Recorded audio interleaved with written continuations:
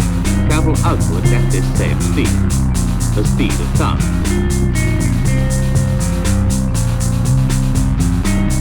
That is, at sea level, the speed of sound is about 760 miles per hour. The speed of sound. Welcome back to the Speed of Sound podcast. I'm Allie Roeder. Joining me today, Brad Perez, race car driver and self-proclaimed motorsports human, and Bobby Marcos, producer and bassist for alt-rock band Cloakroom. Guys, how you doing? How is this week treating you? What is life handing to you guys lately? I came back from Canada last week. I DJ'd a show in Toronto, which was super sick. And I even got to see Sweet Pill. My New Music Friday pick happened. I made the video like that Friday morning in Toronto, and I saw Sweet Pill that Sunday. Like, it was hilarious. I did not know. Did you see them in Toronto? Yeah, at Lee's Palace, also known as a filming location for the movie Scott Pilgrim versus the World. If you did not know that venue's sick. It's super sick. Yeah. And I got to enjoy that. That was pretty cool. And but yeah, I've gotten back to America, and my life is nothing but stress. That is self-inflicted because I have many things to do, and I am singular, one human, 75% water. Hey, there you go. But let's run it back a second. DJing in Toronto. I want to hear about that. When was the last time you DJ'd? Has it been a while? Dude, the last time I DJ'd a club had to have been like I was like 20 or 21 years old. It was in Miami, and I haven't done it since. And I had the opportunity. Yeah, there's this bar called Bardem, which is like on the backside of this Thai restaurant, and it was sick, dude. Like, I'd say just about under 200 people showed up, which was like awesome, and it was hot, and it was smelly, and it was awesome, and had a lot of fun. People were buying me drinks. I had to turn down drinks because I don't be drinking like that. But yeah, it was great. Yeah, I feel like you mentioned that like so casually at the end of the last episode, and then just moved on from it. Like, oh yeah, I'm gonna got this little gig. I'm not going racing. I'm flying to Toronto to DJ. It's like, oh yeah, totally.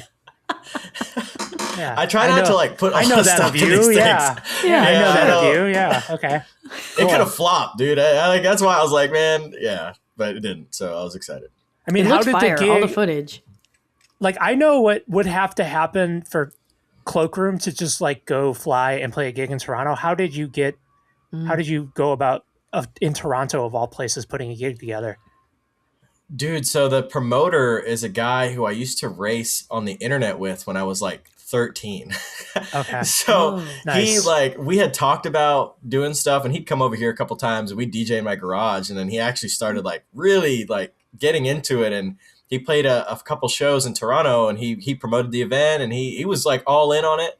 And he's like, do we have to get you there? And I'm like, sure, bud. Like, I've heard this song and dance before. And he goes, no, like, I'll put you up and we'll have a show and it'll be awesome. And here's a video of the last one. I was like, oh, okay. And then brought my little USB up there, and it's fun for like an hour and 30 minutes, and it was a blast. That's cool. Yeah. Wow. What was like the hottest part of the set? Like what's like a visceral memory from it? Dude, so the fun part about DJing is that just like racing, it requires a lot of improvisation in the moment, because you can have a set planned out, and like unlike playing music, like DJing is all about kind of reading the room and then making adjustments on the fly, and whether you're like the reason why people are there or you're just playing, to play a vibe.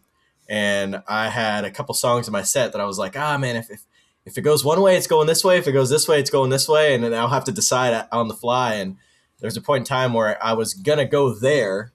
And it was like, I was going to play some like French hardstyle. It was ridiculous. But then like people were seriously gravitating towards this like 90s UK garage freestyle kind of stuff I had going on. And I did a hard pivot, and I played this remix of We Belong Together by Mariah Carey. And I knew the moment that I played it that people were going to go crazy. Like just seeing how the room reacted to things, and the payoff was amazing. I mean, they were like, they were doing like the hop, skip, dance. It was awesome. It was fantastic. So very memorable time. That's awesome. Do you do like stems and stuff? Like what what level of involvement do you have? Like, I know DJing, I feel like is such a broad statement. It's like, I play guitar. Cool. Like, what do you like? To what degree do Yeah. you play guitar? Like, what degree do you DJ? So I like to tell a story with a set. Like I definitely don't like I like it needs to go here, then here, then here, then here. However way it gets there, it has to be playing like I mix in key, all those very important things. But as far as, stems and stuff, I keep some acapellas like on the side that I know will go with whatever key of song that I could put in if I need it to like spice something up. But otherwise, I'll make edits myself. So like I had like this song "Hush Baby" by this producer called Black Girl White Girl.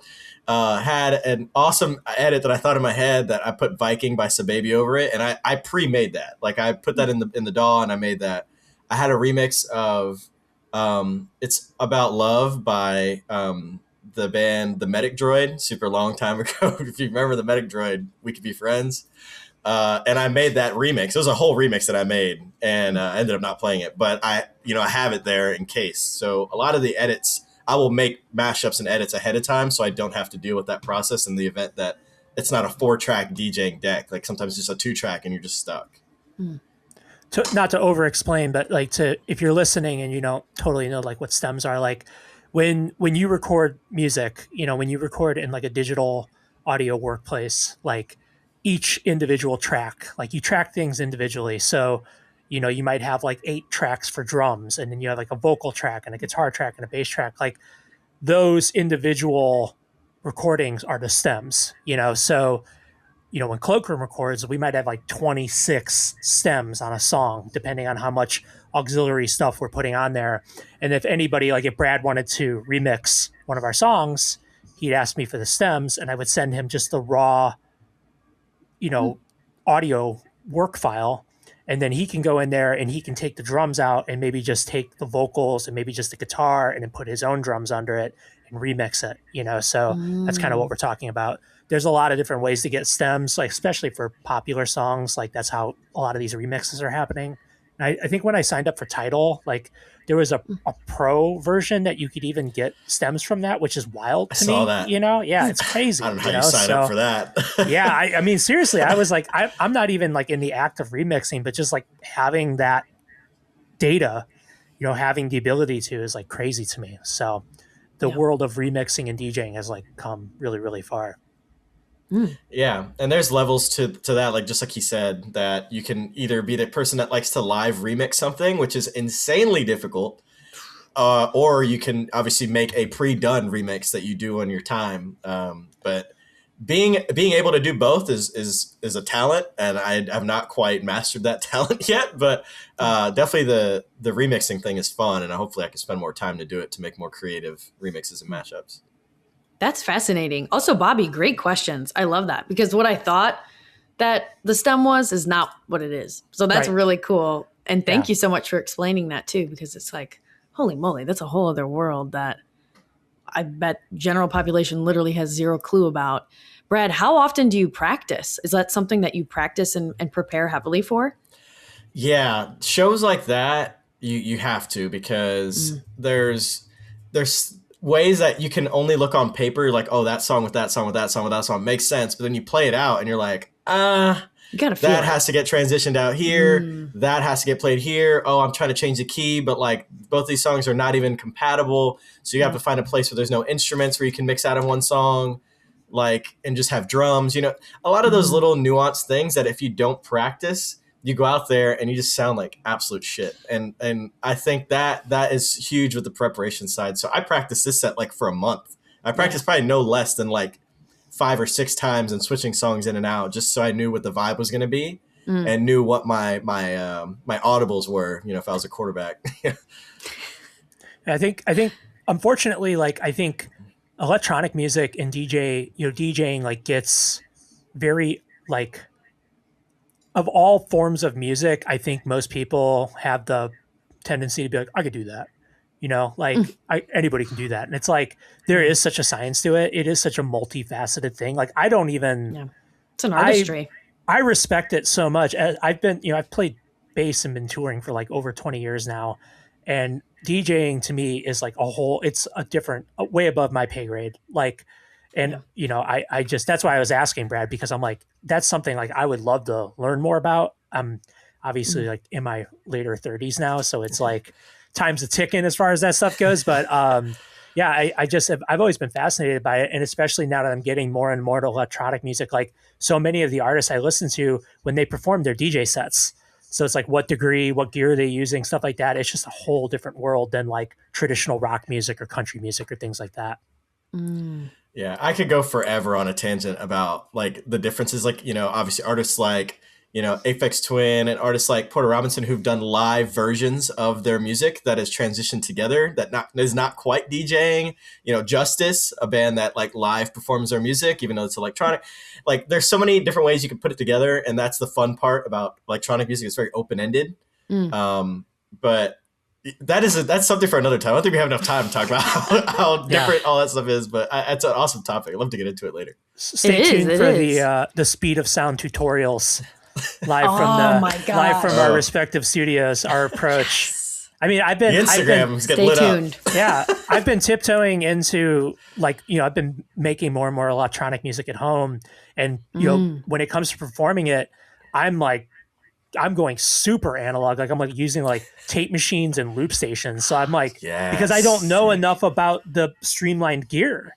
You know what I mean? Like I'm sure there's a much simpler way, but this is the way that makes sense in my brain as someone that just grew up with like guitar, amplifier, speaker. Okay. I got 3 cables and then that's it. That's all I, you know, so yeah, maybe that would be cool video for the future, Brad. You and I can kind of throw back and forth on our approach to especially that specific style of music. Oh yeah, I've geeked out on a lot of that stuff and how my favorite artists have done it. So dude, I have like a library of stuff for that. I'd love to talk about it. And I heard about this new documentary centered around the UK's rave revolution. And I believe it's titled Rave Revolution, but it's all about the 80s. It's supposed to debut March 27th. And it's basically detailing how young people sought, you know, freedom and respite. Like how could they let loose among Margaret Thatcher's conservative kind of government and kind of era. And I watched the trailer. I'll have to send it to you guys. And it looks very curious. So good. Yes. So right along with what we're talking about here, kind of a historical aspect as well. But then they were playing all these clips within the trailer of all these DJs and kind of their perspective and how they got into their craft. It looks really good, you guys. Yeah. I'm so in it. As a big fan of UK rave culture myself, and like I've traveled over there twice to be involved in it. Like that's how obsessed I am with it. Wow. And the venues and the history behind a lot of the venues and clubs. So I have not heard of this. So I'm very curious to look it up. We'll be talking about it in a later episode. For sure. Yeah. Bobby, how about you? What was your weekend like? What were you up to? So the main headliner of my 2 weeks since we were last together, last week, we surprised my wife by my brother-in-law, his partner, and my mother-in-law and I. We collectively surprised my wife with taking her to see Patti Smith in Chicago, which was crazy. I know and respect Patti. Like I think she's incredible. She's like a legend, but I didn't grow up listening to her. That was like more my wife and her family's thing. But I would, we took her to dinner. We totally sprung this on her. It was a really cool thing. And then the venue we saw her at was the Old Town School of Folk Music in Chicago, which I had never been to. Super intimate. It's like 150 people all seated. So I wasn't even planning on getting a ticket, but once I understood what it was, I was like, it's crazy that you can this is something you could get a ticket to see. Like I felt like I didn't belong there. Like it was just like this super privileged thing, She, if you don't know Patti Smith, she's just a super legend from the 70s, 80s, like the birth of punk music in New York. She has one hit song that you probably have heard, which is Because the Night, which was like originally written by Bruce Springsteen. And that was like a mega hit, in its day. But she's just become such an icon of like American music. And like she was just intertwined in everything, like the Velvet Underground, like everything legendary you ever heard of from like that time period. She was there in the middle of it, you know? So the set was incredible. I mean, it was like her son, and another just super ripper that played everything, piano and bass and stuff. But she was doing like all this storytelling in between. If you remember that show, like VH1 Storytellers from back in like the 90s, this was very much that, you know? So cool. That's the best. But the way she was just like, she'd like just casually dropping like all these people that she's friends with and connected to. That was just like, wow, you know, how one person could be so intertwined is incredible. And then I started laughing. I just started laughing to myself because I was thinking about like the cloakroom equivalents of that. Like if we did a storytelling, and I'm like, 95% of our stories would just be like, oh yeah, like we stopped at the 7-Eleven and Tim ate like a 3-day-old burrito and then got sick on the road. You know, and it's like, I'm like, you know, you're like weighing your worth as a 20-year veteran of the road. And it's like, wow, like listening to a legend versus what you've done. It's like, God, I've wasted so much time eating stupid food on tour, you know? Yeah. Dude, felt that. We love the food tour stories, though. We do. Yeah, they're classiques, Dude. you know? Yeah. I've been more creative on the road with bands than I've ever been on the road with anything else. Or one time we were in West Virginia. I was touring with I Set My Friends on Fire, and we didn't have like a microwave even. Like the venue didn't even have a microwave. So I was pissed because I had this sheet sandwich and it was really good. So what I did is I took it out of the thing and I put it on top of the like the head gasket of the bus, and I just cranked it, and I kind of shut the thing, and it basically like panini pressed my sandwich. Genius. And a lot of random people on the street saw me do that. Built-in oven right there, you know? That's a classic. It works, you know, it works. The tailpipe will burn it. Yeah. Head gasket won't. Yeah. Hey, there you My go. old band, I feel like I've never toured in a vehicle that had like just normal temperature settings. You're either scalding hot or freezing cold, you know? There's just I'm convinced it doesn't exist. Like if you're listening to this and you actually have a van that has that, I call BS. I don't think it's true. But Not even the Sprinter vans have it. no way. No. I mean, the only Sprinter van I ever toured in was a gutted cargo van. So it was like traveling in like a warplane. Disgusting. You felt like you were going to war on the way to the shows. A like, warplane. Yeah, It you're gets just too like hot. It smells hunkered like down. wood. Oh yeah, no, I mean it was insane. The heat. Do there was guys wear only- seatbelts? Do you guys wear seatbelts on the road, or is that like? I shouldn't disclose this. Yeah, Should one I time I plead slept the- on the bench, the yeah. bench bunk, like that. There's Yeah. the bunks, and then there's the bench in front of it, like where the couch is. You do what you gotta do. I don't even think it had a seatbelt. The new just the new took pictures of cloakroom it. van has where the back bench would be is stripped out, and then our drummer Tim and his son Bishop, they welded in like an actual bunk. Oh wow. So so it's purpose for, you can't even sit on it. It's too big. You have to lay down, you know, so constantly laying down, definitely no seatbelts at all. The cargo van that I was talking about, the Sprinter van, that had no seats in it. So we were leaving for tour, and we took our engineer Zach's futon and threw the futon in there, Oh my That's god. actually genius. which was just a free, it was just a It free wasn't bolted. roaming. It wasn't tethered no down way. anywhere. No Oh. way. Yeah. It was just a God. free roaming. Not a bungee which- cord. Good. Yeah. Yeah, Definitely that's crazy. numerous Christ. times when the brakes were hit and we traveled with the futon to the front of the van, which was like, well, Oh. this is how I die. You know, this is the end of me doing Slow this. motion. Yeah. Whoa. You have all the time in the world to react. Yeah, we used to, in the old van, my old band's van, I should say, we would always utilize downtown, which is the space between the bench seats on the floor. So if you had like a long overnight drive and you wanted to like actually stretch out and Oh sleep, yeah. I would lay my sleeping bag down on the floor and then sleep, which is You're insane more to think prepared about. than me. Going downtown. I would just be Yeah, on you're the going. floor. You Dude, I mean, have to utilize downtown for sure, you know, especially for those long drives. uh, But then the problem, like I was talking about with the heat, like the heating vent was right next to your head. And that thing was like as hot as the surface of the sun. You know, you had like a getting a blast fever. furnace next to you. Yeah, I mean, your top of your head up was just red, like a Yeah. tomato from sleeping down there. You know, and it's like so- 40 degrees outside, so either yeah. you can't feel your feet for frostbite, and your head Yeah. is just like you're just gonna get sick. It's Yeah. a sick mobile. Yeah.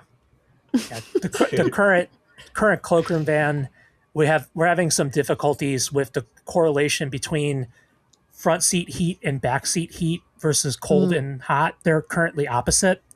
So if you run the air up front, it's popping out molten hot heat into the back of the van.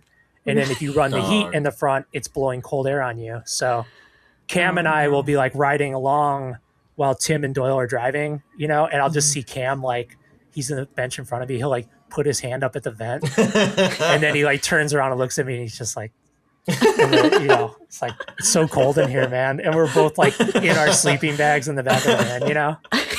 Hat and gloves, just shivering. Yeah, you definitely, you might as well be riding on like the hood. It's freezing in there, you know? Are you in North Cloak or South Cloak today? Yeah, exactly. Yeah. But then, you know, North Cloak, or, you know, I guess would be South Cloak, is in like the heat in the front of the van. Like if you're riding shotgun, you can't have your feet down at the floor because it's so insanely hot. It's like all the heat off the engine is coming through it. So I'll ride with my feet like up on me, you know, so I don't have to like deal with that. Yeah, exactly. Yeah. Knees it's up. Epic. Glamorous is what I call it. You know, everyone's like I said, you know, everyone's tour like, life. Tour is so cool. I'm like, yeah. Yeah, man. Yeah. If you're an HVAC technician, maybe tour might be sick. Yeah. It's cool. HVAC. It's fun. Yeah. Oh my God. That's hilarious. Nice. Well, good. I'm glad that it was so special and that Patty was, I mean, she's 79. So that's incredible to hear that she's still rocking it and is, you know, living life and doing her thing. Because she had so much aura. It was insane. Like, it was just like, that's incredible. Some people can just change a room by stepping in it. And she did. And we were all just hooked on everything she was doing. And there was so many like little mistakes where she'd like lose her place in a book or she'd like mess up a song and forget the lyrics. And it was just like, we were just like, I'm like, give me all of it. I love it. Yeah. I love that stuff. Yeah. It was awesome. It was just so real and genuine, you know? Oh, that's so special. I love that. I had I guess I would say it was a magical experience, but in a different setting. We went on Saturday to Whitewater, which is the National Kayaking Center nice here out again. in Charlotte. It was gorgeous out. And for St. Patrick's Day, they do the Green River Revival. So they dye the water, which is usually just, you know, it's like, you know, rafting water, and they do all these cool outdoor things. It was the most neon green. It was like sour warhead meets like, what's that one candy? Toxic Waste. That was the color of this water. So like you got that vibe going on. Everybody's like in green for St. Patrick's Day. We're all picnicking and they had bands all day long. And so my two takeaways, there was Sam Birchfield. I don't know if you guys have ever heard of him. And then Surfing for Daisy. So they were both very alt folk rock. Great bands. I was so pleasantly surprised. I ran home and we were like listening to Sam Birchfield and I'm like, I feel like I've heard this guy before. I feel like, and Whitewater like books really good guys, you know, like great new bands, kind of lesser known. And God, I'm like hooked on this Sam guy now. He's got some great stuff.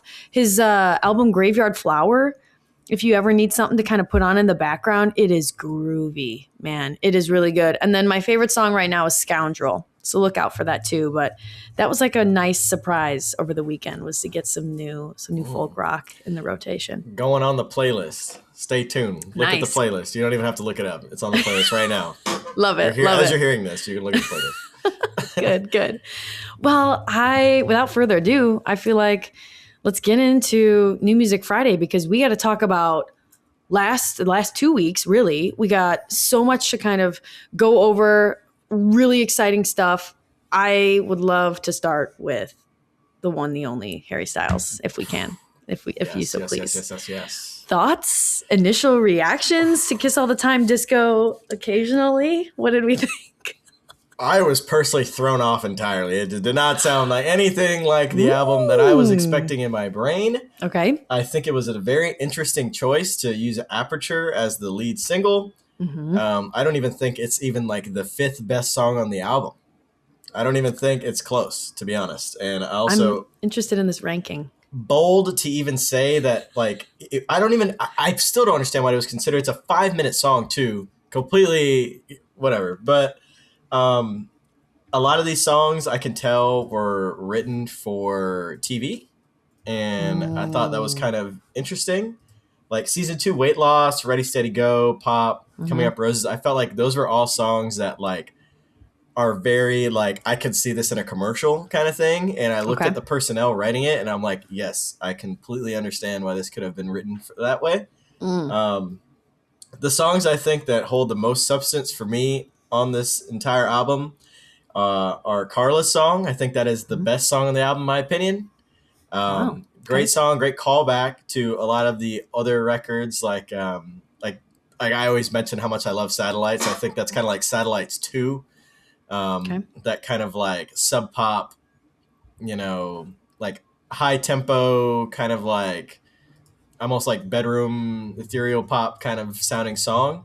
Yeah. It reminds me a lot of, if you guys remember this artist, The Ready Set.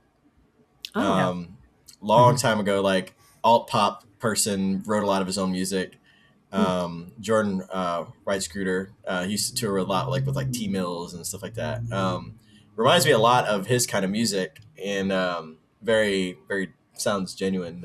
Paint by Numbers is also a really fun song. Love that one. Yeah. Love that song. And then obviously last but not least, I think of my top 3, American Girls. Yes. Oh, yeah. Thank God. Yeah, that's going to be probably like down as probably one of his top 10 songs all time. Like damn. It's like an arena anthem. It's singable. Yeah. It is.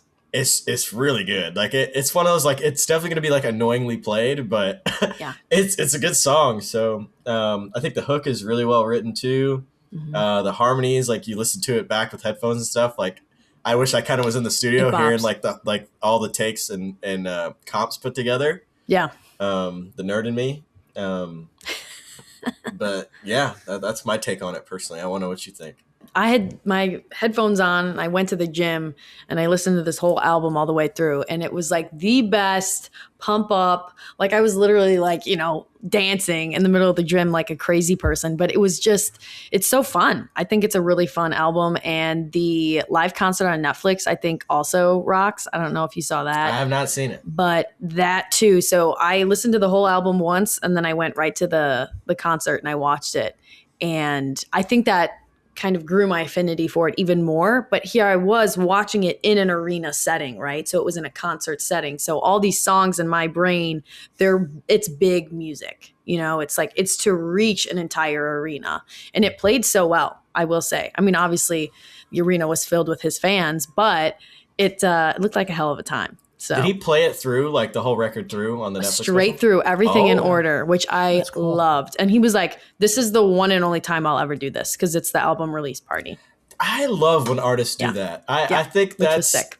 Whenever you get a chance to see an artist play an album through is a very rare instance, because very rarely do you get artists that have a following of people that will actually like an entire album enough to want to buy tickets to see it played all the way through. So I love that. Like the Wonder Years is recently doing the Wonder Years did it for like their last 3 albums. They're playing it all the way through front to back, and then playing greatest hits after that. Yeah. And so I'm actually stoked. I'm going to listen to it for sure, because I'm probably never going to hear some of these songs in a live setting from Harry Styles, even though he probably plays a 2-hour show. You're still probably not going to hear some of these cuts. So definitely interested in that. Yeah, check it out. Check it out for sure. Gregory Ullman, Extra Stars. What do we think about this?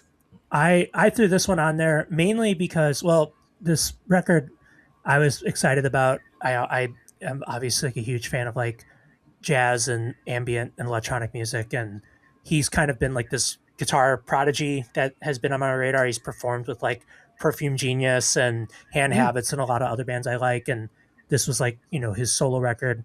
It's a great album, but the thing that I thought was really compelling, and I might be late to the party on this, is that his record label made it to where the record officially came out, but unless you bought a physical copy, you didn't have access to stream the entire record.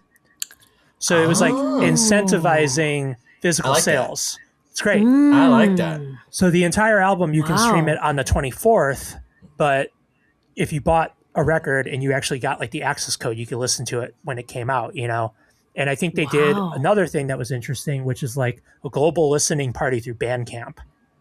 Oh, I like that. So it was like a set so time cool. and you could tune in and then you would have access to the record like when it, you know, when they made it or whatever. So there, I just, like I said, I could be totally late to the party on this, you know, as far as this goes. But like, I thought as someone that's like actively putting out records and like trying to like deal with this digital era of streaming and like what it's doing Yes. to the recording industry, I'm like, any outside of the box ideas, I'm like, okay, I'd like to try that. And I thought that was really compelling, you know? Yeah, That's awesome. I'm a big fan of that, and I've recently followed this record store that's near us, Sell Your Soul Records in Mooresville. Yeah. And I actually figured this out through the Joyce Manor record release like cycle, where what they were doing is they were having a bunch of parties listening to the record ahead of time, and if you were there in person, you could buy it. And obviously, it didn't have where you could stream it as well. But I mean, it's good enough. I mean, hell, if you have the CD, I mean, whatever. I'm down to listen to it on the CD like 10 days before it comes out in real life. But that's something that I feel like can bring audiences together, because obviously you can't all just have a record release party where all your best fans are going to show up. It's just not possible. So to have something of the sort that gets a lot of the local record shops involved, because in an era where we used to have FYE, we used to have Spice, we used to have all these other like record shops that were like chains, like they're now gone. Connecting to your local record shop and then also finding a way to get more physical sold out there while also maintaining the community and also figuring out, can I go to this town and sell tickets, seeing the participation through the local record shops. I feel like that's just a win-win. So I want to see more of that. I got to enjoy that with the Joyce Manor thing and listening to it in the shop with a bunch of other people. But other than that, yeah, I'd like to see more of that. Yeah, listening parties kind of became like an antiquated thing. Like, I remember a lot of the electronic artists were doing it in really cool ways. Like, I think, you know, Boards of Canada with their album Geogati, like in 2002, they had it where there was like 6 cathedrals across the world where they like hosted these like listening parties. You could hear the album ahead of time, and it was like, you know, promoted through their record label, Warp Records. Remember when Aphex Twin dropped Zero, like his most recent record? It was like this crazy kind of guerrilla style marketing campaign where his logo was showing up spray painted on city sidewalks in the cities that the listening parties ended up in. So like the sky's the limit as far as the creativity goes with that. But I think like it does take a lot of planning. And I think like, you know, the recording industry has become so fast paced that like a lot of record labels and artists aren't willing to like put in the legwork to like create these creative spaces. It's just like, got to get it out. It's got to get in the stream, you know? So, yeah, I love seeing it. Like I said, outside of the box stuff, like I think as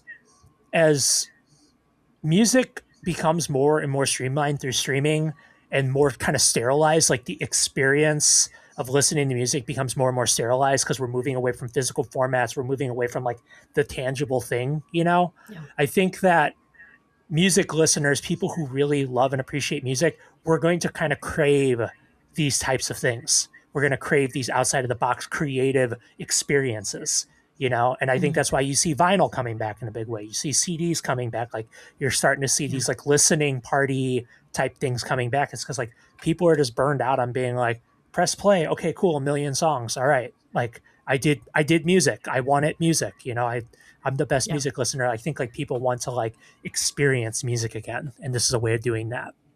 Make music an experience again. Yeah. I love that. And physical media creates memories. Like it does. Yeah. Like literally I remember buying GNX in England because is one of the few times I can get a record that has like the British pound on it. I'm not even taking it out of the thing, but it's like that memory helps you stick with the music. And I can't stick with the memory of looking at my damn screen all the time. Like, oh man, I forgot I listened to that. And it's like, how about listening to an album front to back and you can't skip ahead or like cherry pick your songs in a different order? You know what I mean? Like there's such an art to that as well, that I think goes underappreciated a lot of times. I mean, when we make Cloakroom records, really any records I've ever made, we have been so meticulous about the song order because it's, you know, we're going to the trouble of making a record. Like we're not just like putting out a single, you know, we're not just like cutting a couple songs. Like, this is a full album. It's meant to be enjoyed like a book from front to back. You know, there's a lot of intention there. And I think like I said, I don't mean to keep dogging on the streaming era, but it has changed things. And I think like a lot of newer music listeners and people who like listen to music, we're being kind of, you know, our brains are being, you know, pushed towards just the single, the art of the single. Okay, I know this song, but like you're not, I don't know, like there's probably a huge drop off of people that listen to full records and even listen to full records in order, you know? But I mean, bands are putting interludes in there that lead from one song to the other. There's so much intention and artistry in the art of putting together a full record. You know what I mean? Well, transitioning to James Blake with Trying Times. This was, Brad, was this you with the callback to James Blake? I did pick it, but I didn't write it on there. So I we kind of both, we both really liked Yeah. it. But It was great. I'd like to hear what you think about it.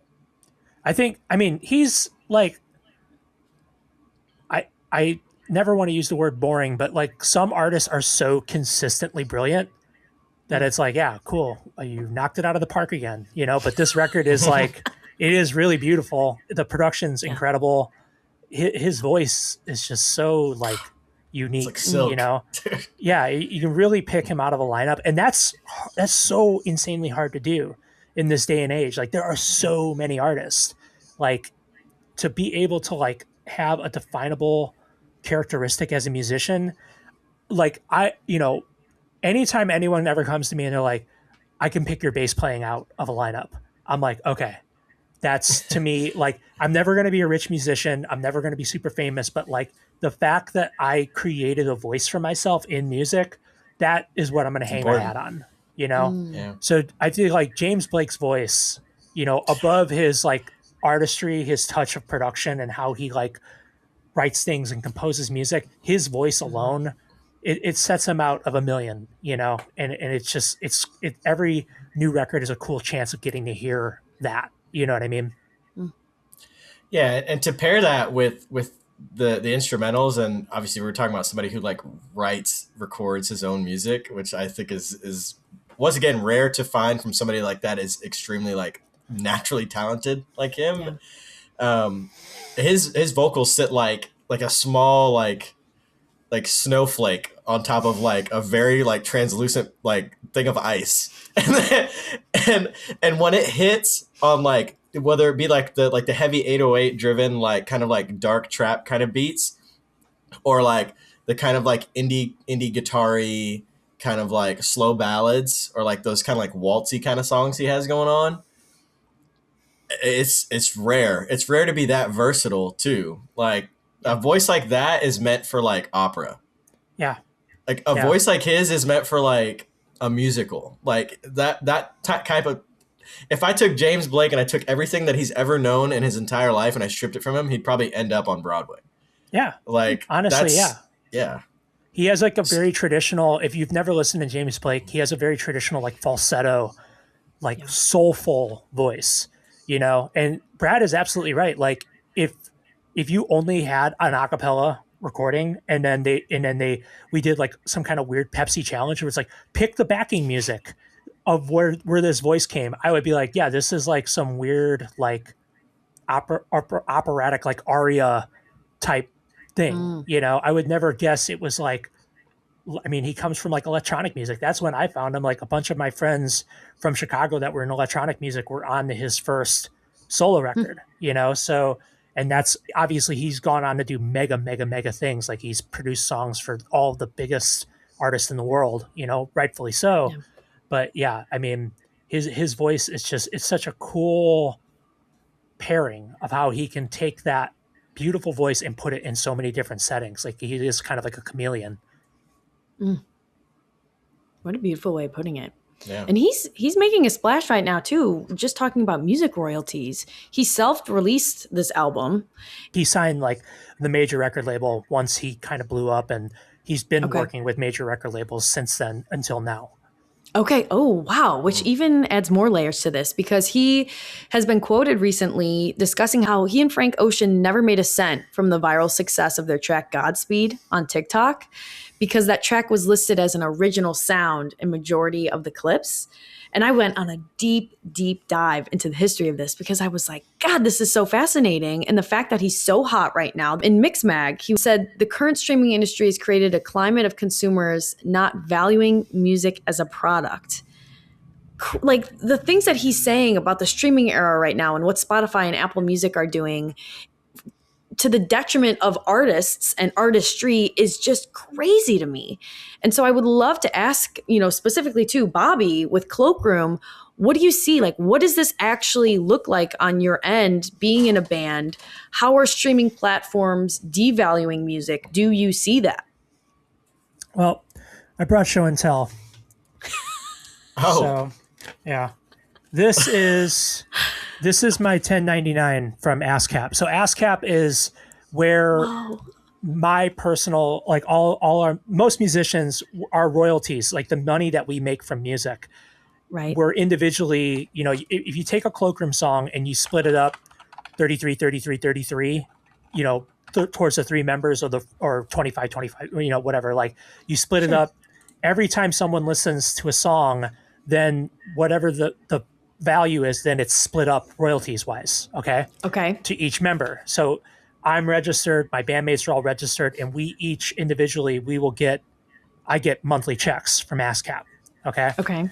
So for every piece of music that I've ever recorded that's out there in the world, right? For 2025 from ASCAP, my 1099 says I made $211. Okay. For the year. That's nothing. That's nothing. That's not even half of my rent, right? For the entire year, for 1 month, like, you know what I mean? So, when I think about this all the time, because like you can't put the toothpaste back in the tube, right? Like we're here. There's no going back from this. There's no way to change it. Everybody in the music industry, we should have listened to Metallica when they were suing Napster, okay? Because like when I was little, I didn't think anything about it, but here I am, a working musician 15 years later. I'm like, oh, like I get it now, right? Yeah. Because, the money that we're making off of our recording, it will pale in comparison to tour, to like selling merchandise. Like, I went through and I crunched the numbers last year when Cloakroom toured. We probably played maybe between 70 and 80 shows. Our merch sales, so t-shirts, actual physical vinyl and CDs, it was like in the ballpark of like $45,000. Okay. Whoa. But when it comes to like royalty checks that we get a quarterly check from our distributor. Those checks were like for $200 and $300 a pop. So we probably off actual royalties from people like listening to our music and it generating money, it was less than $2,000. So it's a massive, ratio between how much money you make selling merchandise and touring versus what you actually make from people listening to your music. Yeah. Yeah. Well, and James, and he was quoted directly speaking to this. If you're lucky enough to go viral, just use the exposure to generate income some other way. That's what he's saying musicians do. But then you think of musicians should be able to generate income via their own music, what they're creating and putting out into the world, the exact artistry. And it's like, do you want good music or do you want, like, what do you want? You know what I mean? Like as a consumer, as a fan, it's a multifaceted problem too. Like, obviously, our band, we're so like, we're at the bottom of the middle tier of bands as far as like popularity goes, right? Like we're beyond being just a local band. We're a national, international band, but we're like on the bottom spectrum of that. Like we're playing in front of anywhere from like 100 to 500 people a night, depending on the market, right? So we aren't generating enough streams to kind of win the system, but then people like Taylor Swift and Bad Bunny and people that are making, their songs are generating billions of streams. That adds up eventually.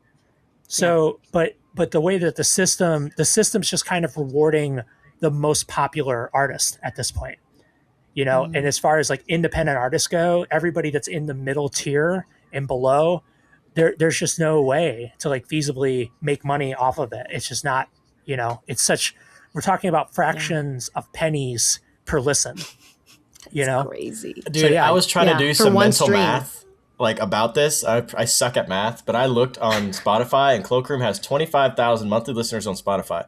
So if you add that, let's say if you average 25,000 monthly listeners on the major 3 platforms, and then times that by 12, for you to receive $200 a year, Yeah. that's like 0.00005%. Oh yeah. Like No, a, I mean, like a thousandth of a percent. That's crazy. yeah, no, I know the actual figures out there as far as like what Spotify versus Tidal versus Apple Music, what they actually pay out per stream. It's out there. I don't even look at it anymore because it's just like, the ship has sailed, I recognize that like, I'm never going to be in a band that is like generating enough streaming to where it actually becomes a factor in my life. Like, it's always been about tour. It's always been about like that, Merch.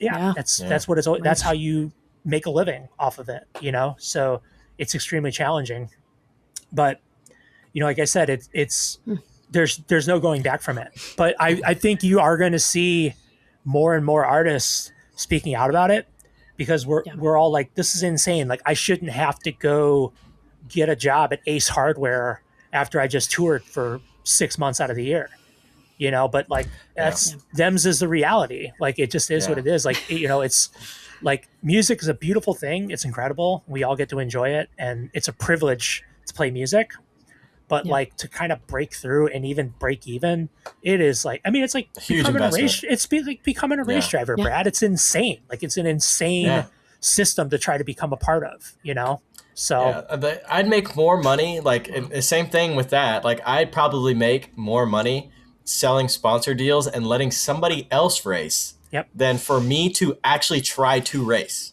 Yeah. I probably could make like maybe $60,000 to $70,000 a year if I just spent my time selling sponsors for somebody else who is already racing and I'd not even attempt to race myself. Wow.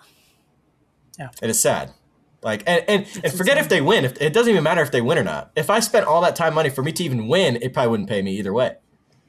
That's the crazy part. And that's the same thing with, I would say, playing music too. Like, let's say a win for you would be like, oh my God, a record that everybody loves. Like, you made a record that everybody loves and it streams what, 10,000 streams on your record? Yeah. Or what? No, like, close to 20K streams per song or something like that, which would be insane. And then it still wouldn't pay you anything. It'd pay you probably not even what you put in.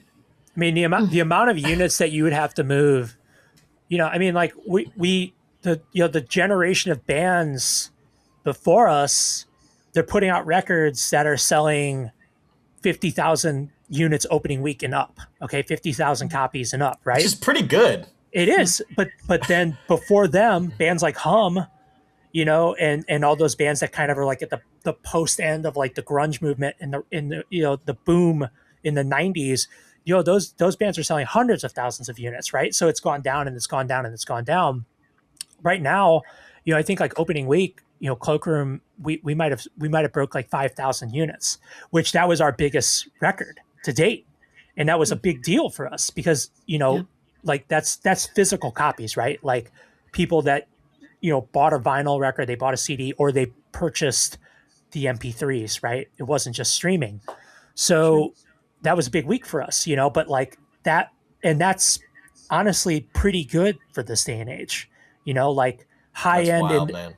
it just keeps going down and it keeps going down and keeps going down. But like right now, if like we wanted to have like, if we needed a record to be a smash hit and we needed to like, if we wanted to generate enough revenue that we didn't have to like spend the next year and a half touring nonstop, basically, we'd have to improve our sales by like 5-fold or 6-fold. You know what I'm saying? Like And that's just,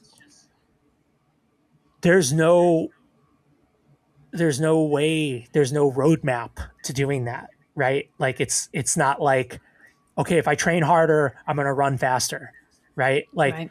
that doesn't one to work one.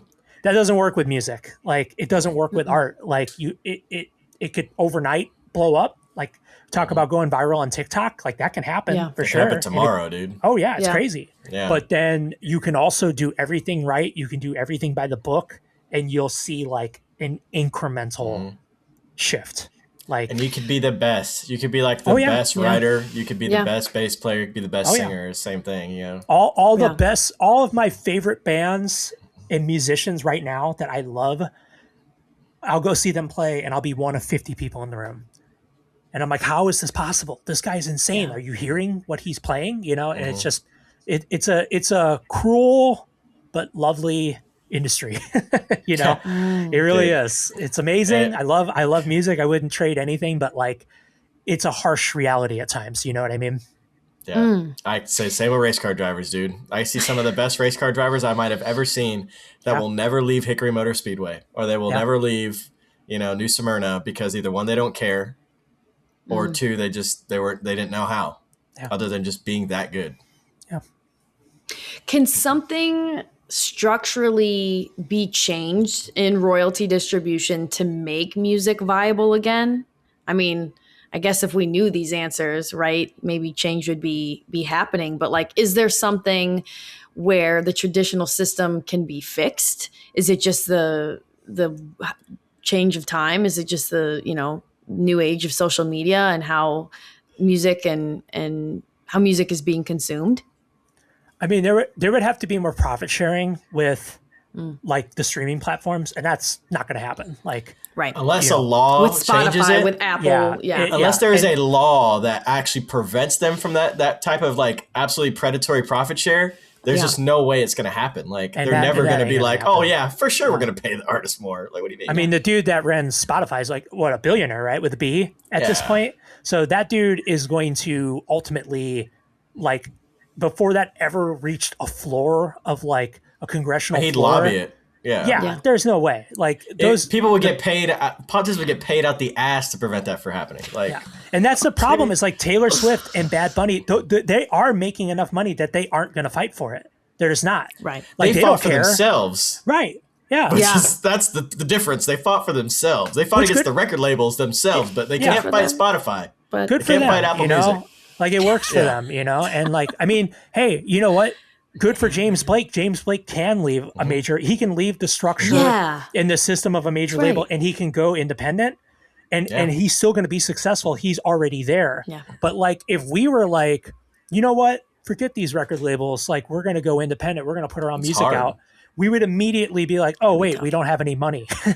We can't actually afford to put a record out. I need to take a loan from my dad to like put this record out. You know what I mean? So like, the system, the people that are at the top of the charts, good for them, but they're actually making money. So they really don't care about the trickle down of what's going to happen. Right. You know, I think like things like Bandcamp, you know, are going to continue to like be advocates for the artists. You know, they do a lot of like things that are directly beneficial to the artist, you know, which is a great streaming platform, and it's free.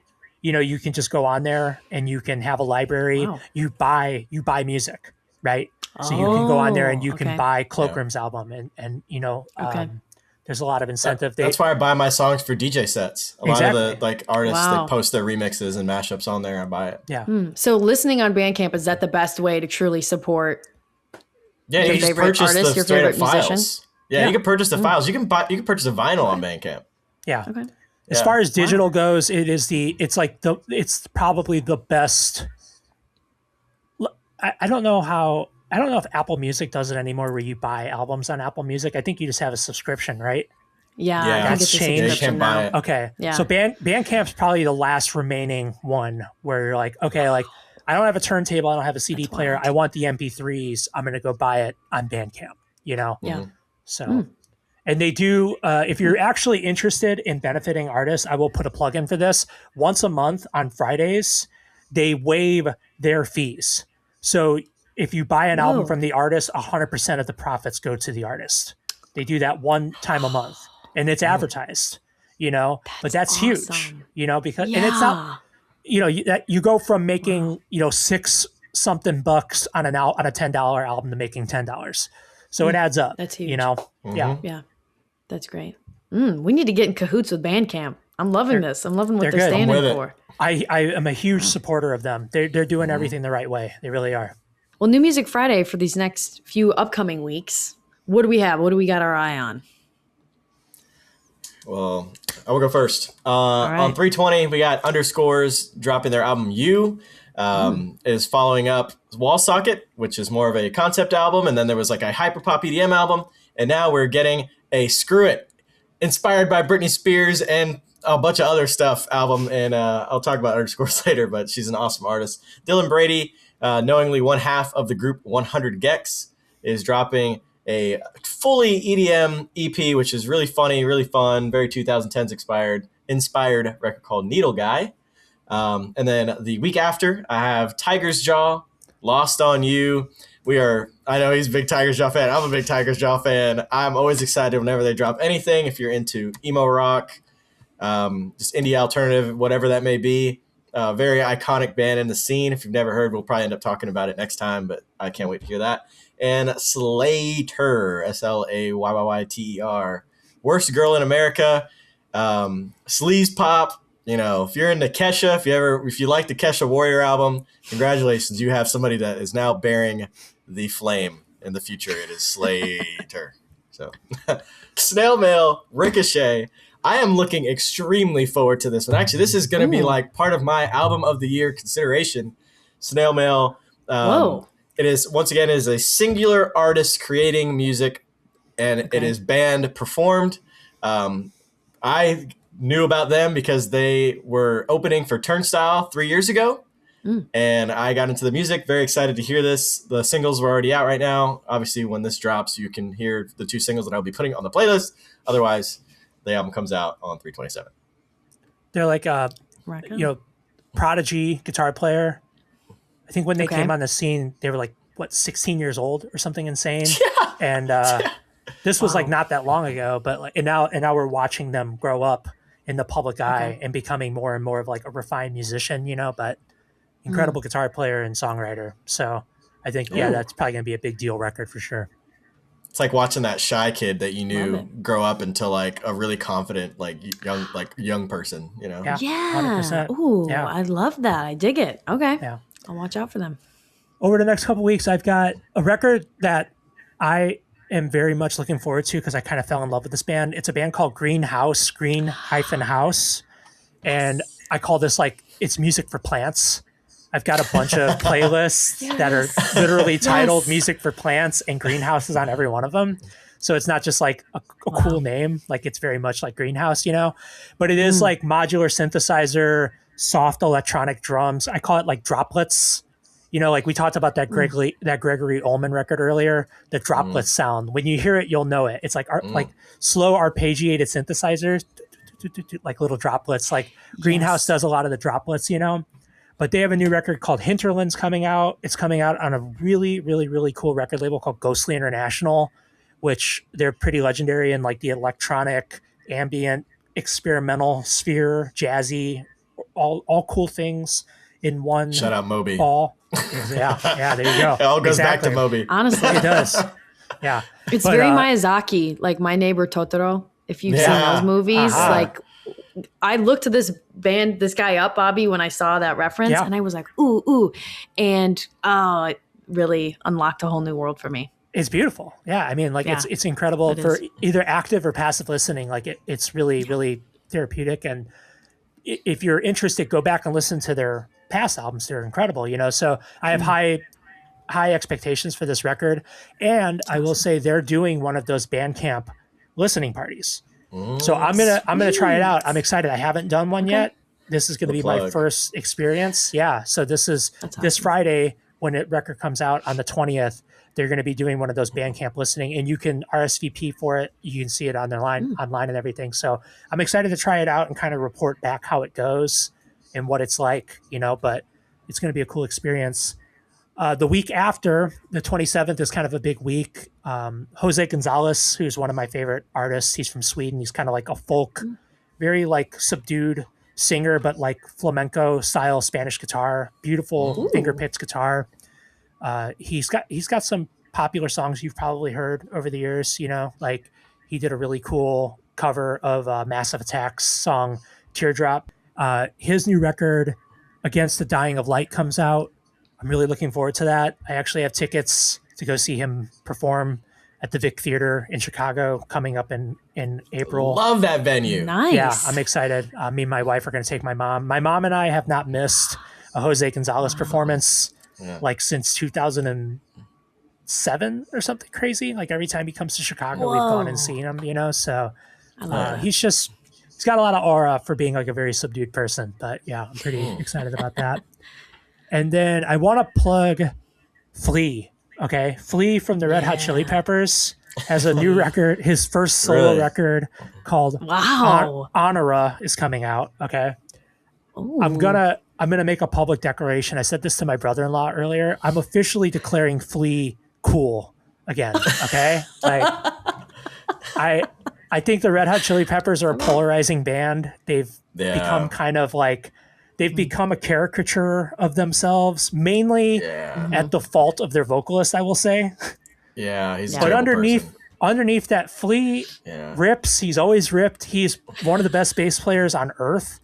And I would often find myself being like, man, if only there was just Flea. If I could just listen to Flea.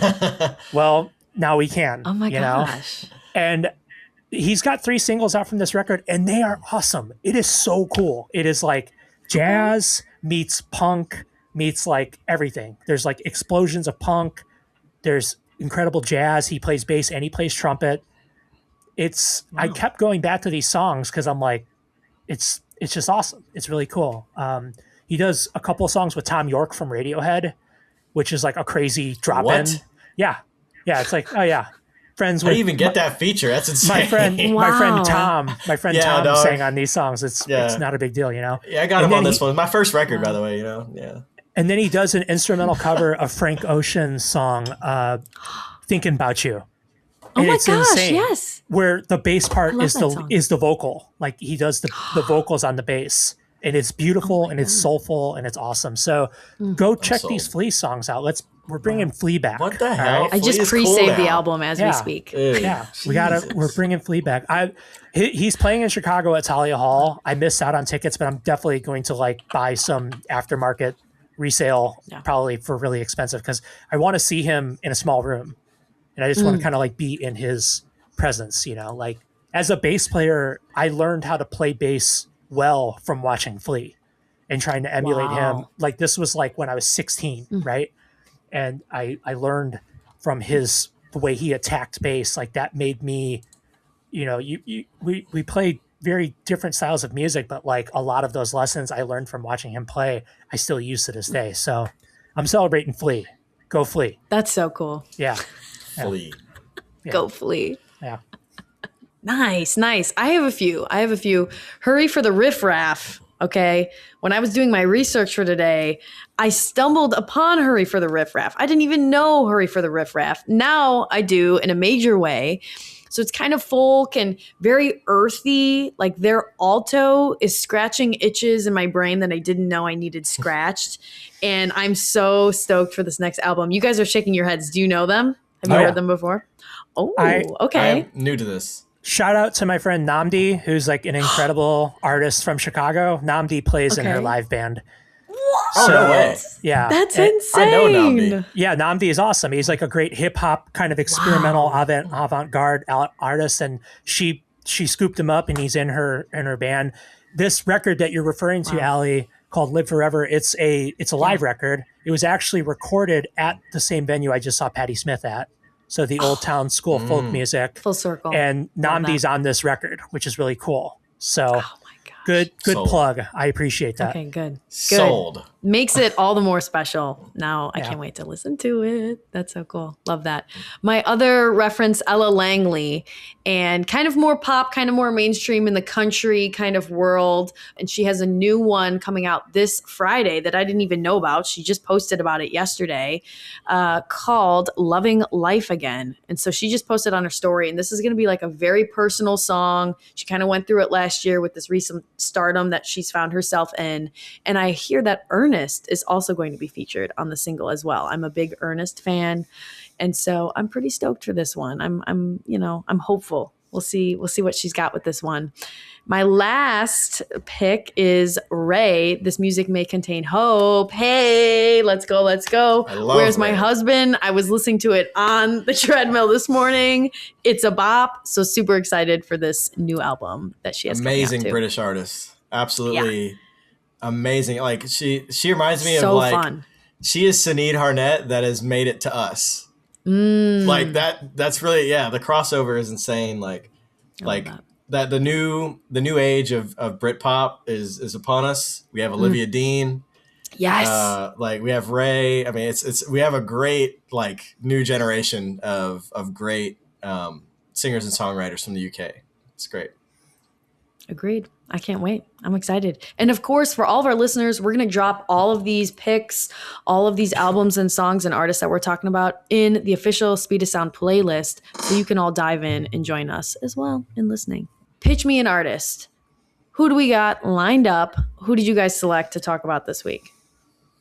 I have an artist that has gone by many different names, but is now kind of set in his lane and been an artist that is very, very much outwardly weird and is okay with being weird and from kind of like a weird upbringing. His name is Bickle. Have you guys ever heard of this guy, Bickle? No. So Bickle's from Duluth, Georgia. He was mainly into electronic music growing up, like very obsessed with like Skrillex and Flux Pavilion, all these kind of guys. But the music that he made sounds absolutely nothing like it. And that got him involved into producing music. The first music he'd ever produced was on the PSP. He had like a Timbaland had like this game on the PSP, and you could make beats on it. And he made his first songs on the PSP, realized how limiting it was, and downloaded FL Studio and never went back. So FL Studio is a digital audio workstation for those who do not know music like that. A lot of very famous artists make music on FL Studio.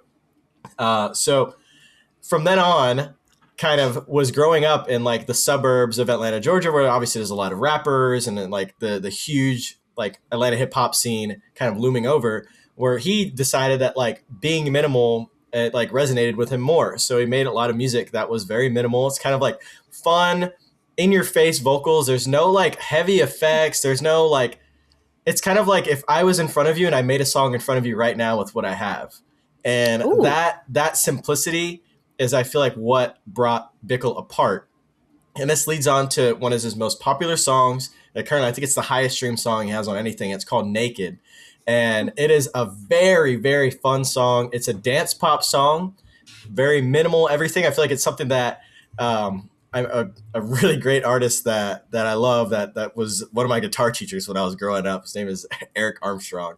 He told me a great song can be played with any instrument.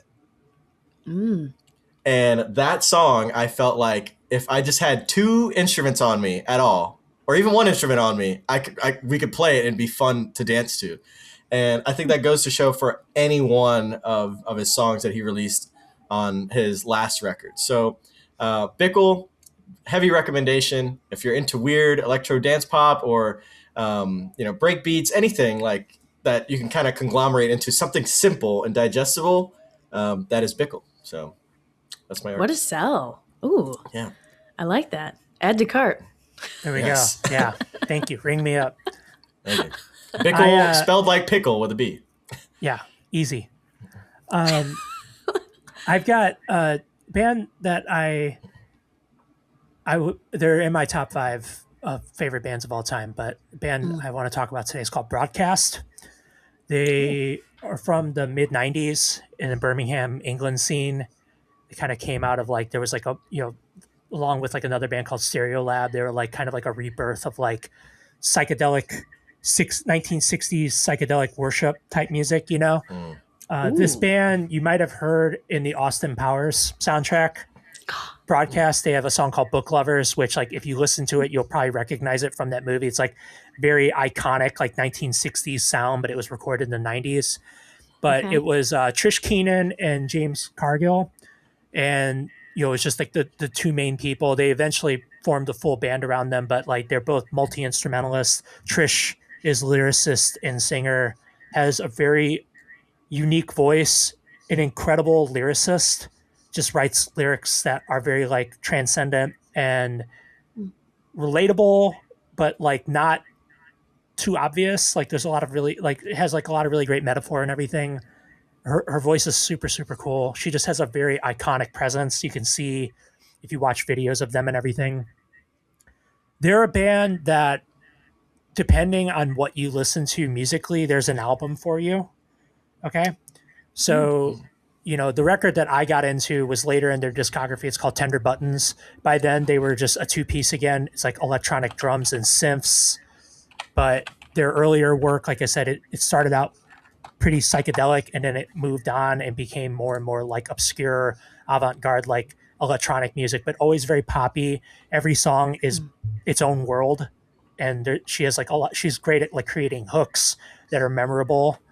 And I might be biased, but I say go to the beginning of the discography and just press play and let it play all the way through it, you know? And I don't think they have any bad songs.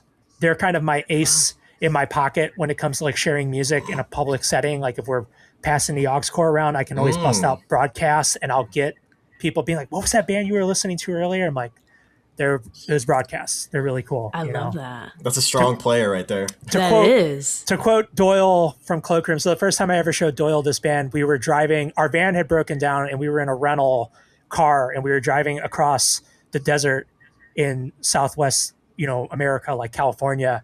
And I'm like, okay, well, now is as good a time as any. We have 6 hours of desert. I'm going to put on broadcast for you.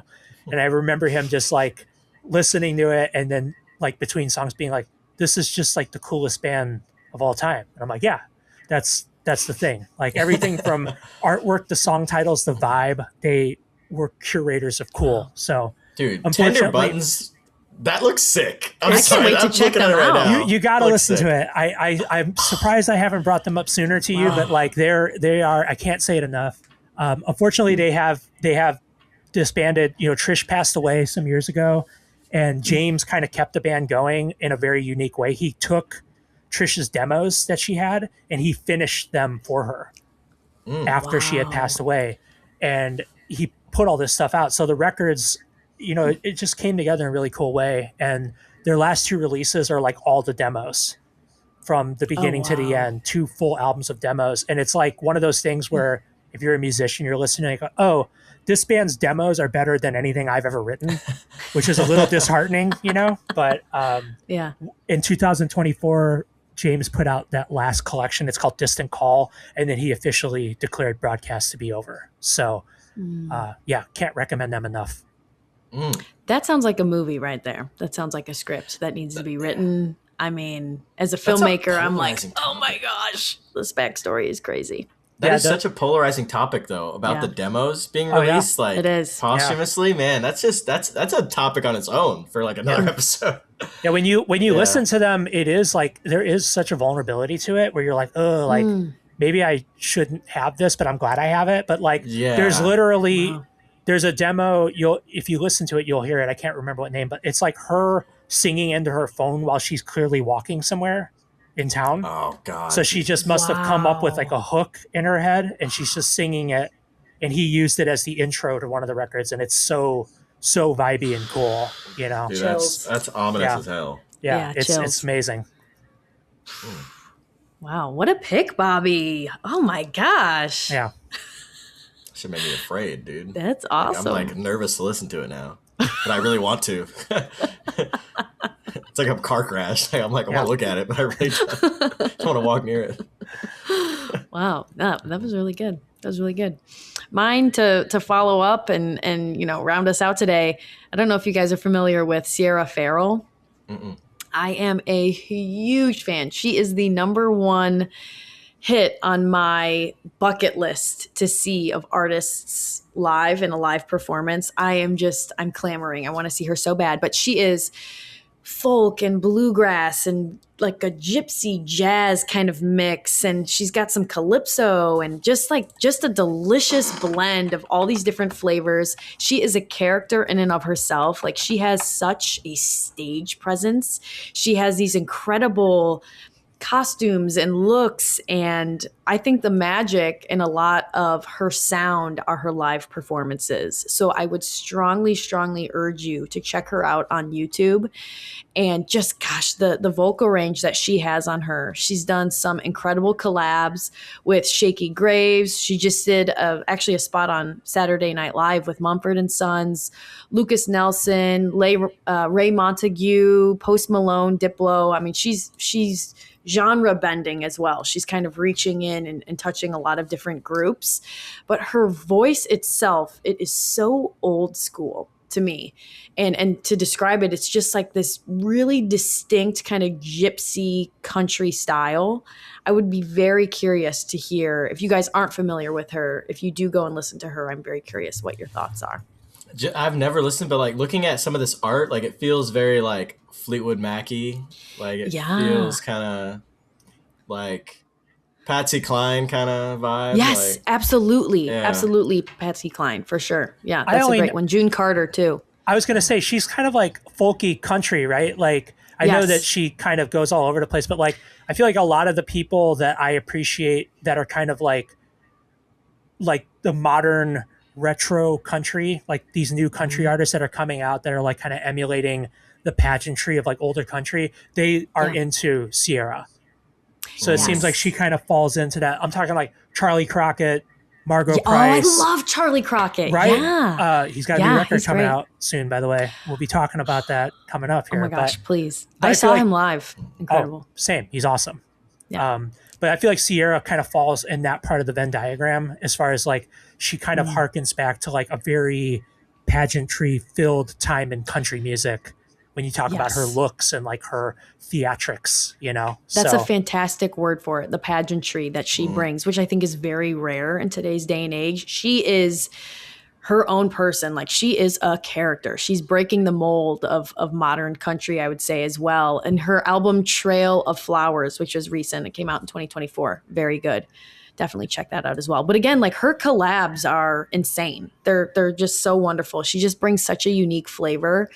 And to those who aren't even, if you're not even a country fan, I still think that there's something to take away from her work. She's got some goodness going on. I will be listening to Trail of Flowers. I have just saved it. Oh, good. I am ready to go. Okay, rock and roll. Love it. Love it. That's great. Sold. Good. I'm glad. Well, thank you so much, everybody, for hanging with us and listening to The Speed of Sound today. New episodes we're releasing every other week. Subscribe wherever you get your podcasts. And again, we're going to drop everything that we talked about in our official Speed of Sound playlist for you guys to check out. And if you like this episode, please leave us a review, a rating, comment on our YouTube videos. We love to interact with you guys. We'd love to hear from you. And thanks so much for checking us out and hanging today. Until next time.